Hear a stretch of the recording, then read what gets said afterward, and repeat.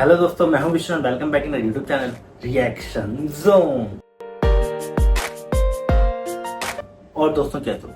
तो दोस्तों आज जो वीडियो हम देखने जा रहे हैं वो नेपाल की शादियों के ऊपर है। जी हाँ, आज हम जानेंगे कि जो नेपाल में शादियां होती हैं उसके अंदर दूल्हा दुल्हन एक दूसरे को घास की माला क्यों पहनाते हैं। वो देखते हैं ना, जो हरी हरी मालाएं पहन के रखते हैं दूल्हा और दुल्हन। और भी काफी सारे हम लोगों ने रीति रिवाज देखे हुए हैं, लेकिन ये जो घास की माला है ये क्यों पहनते हैं आज हम इस वीडियो के अंदर जानेंगे। बाबा है वो बता रहे हैं कि भाई नेपाल में शादियों में लोग घास की माला क्यों पहनते हैं। ओके, तो चलिए पूरी वीडियो देख लेते हैं। उसके बाद वीडियो के एंड में हमें साफ पता चल ही जाएगा कि क्यों पहनते हैं घास की माला। और वीडियो के एंड में हम लोग डिस्कशन करेंगे नेपाली शादी के बारे में, इन बाबा के बारे में और इस घास की माला के बारे में। ओके, चलिए स्टार्ट करते हैं वीडियो को। दुर्वा को भी अमृतमयी माना गया है।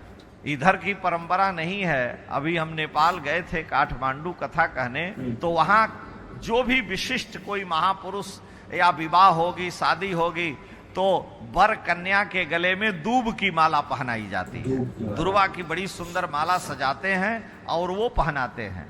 तो हमने पूछा लोगों से, तो कोई उत्तर नहीं दिया। कहा महाराज ये परंपरा है। एक बूढ़े विद्वान मिले तो उनसे हमारी चर्चा हुई। वो संस्कृत ही बोलते थे। क्या बात है। हमने कहा आप इस विषय में बताएं। हमने उनको ये कथा सुनाई। उन्होंने कहा आप ठीक कह रहे हैं, हमारे यहाँ की परंपरा है। और समय में तो भले ही न हो, लेकिन विवाह शादी में वर कन्या दोनों को दुर्वा की माला पहनाई जाती है। बड़े सुंदर ढंग से सजाते हैं और बड़ा अच्छा लगता है। तो हमने पूछा दुर्वा की ही माला क्यों पहनाते हैं? गेंदे की माला है, गुलाब की माला है।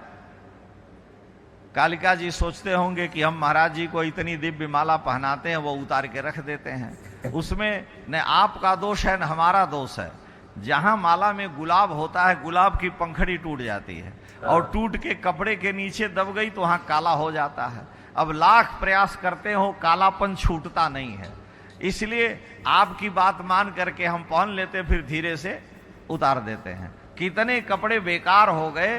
गुलाब जहां चिपका और उसका रस लगा कपड़े में, कपड़ा खराब। तो सफेद कपड़ा होता तो चलो भाई आला अधिक लगा दिया, लेकिन ये तो आला लगाने से आधा सफेद हो जाएगा, चितकाबर हो जाएगा।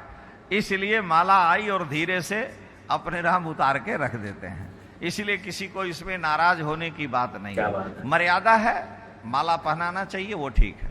तो वहां दुर्वा की माला क्यों पहनाते? उन्होंने कहा महाराज वर वधू दोनों को दुर्वा की माला पहना करके आशीर्वाद दिया जाता है और दुर्वा जैसा जीवन सदा हरा भरा बना रहे। दूब सदा हरी भरी बनी रहती है। गर्मी के महीने में भयंकर गर्मी पड़ती है, लोग चलते हैं, लोगों के पैर के नीचे दूब जल करके सूख जाती है और सूख करके फिर ज्यों ही वर्षा का पानी गिरता फिर हरी भरी हो जाती है।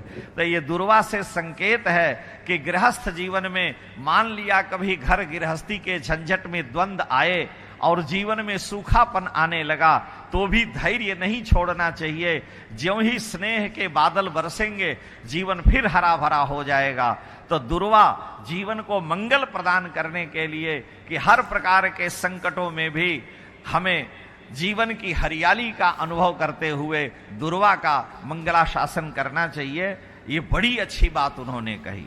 इसलिए हमारे यहाँ सबसे आवश्यक पूजा का शुभ कर्म दुर्वा है, जो भगवान गणपति को अति प्रिय है और बड़ा चमत्कारी उसका पक्ष है। क्या बात है, क्या बात है। तो दोस्तों जैसा कि हम लोगों ने पूरी वीडियो देखी गुरुजी की, इसमें इन्होंने बताया कि ये कथा कहने गए थे नेपाल में, काठमांडू में कथा कहने गए थे। तो वहाँ पे अपनी काफ़ी सारी कथाएं उन्होंने सुनाई और वहाँ पर उन्होंने पूछा कि भाई जो दूब होती है, बहुत सारे लोगों को पता नहीं होगा या काफ़ी सारे लोगों को पता भी होगा।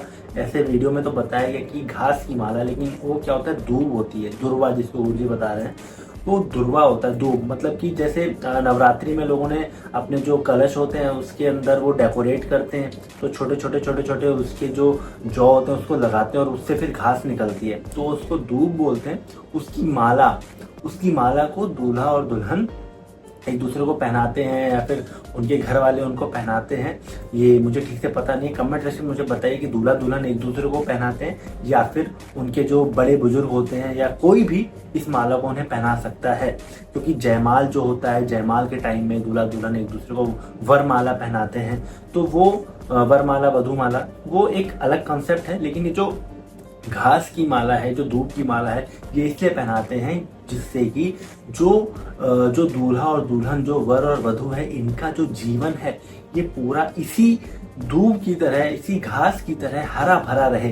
क्योंकि देखो आप कहीं भी चले जाओ, चाहे कितनी भी धूप पड़ी होती है, कितना ही भयंकर धूप होती है, बारिश होती है और ठंड में भी ये मतलब एकदम हरी भरी रहती है। तो इसी तरह से इनका जो वर और वधू का जीवन है वो भी इसी तरह से हरा भरा रहे, हंसता खिलखिलाता रहे एकदम, और बहुत ज्यादा हरियाली रहे इनके जीवन में भी।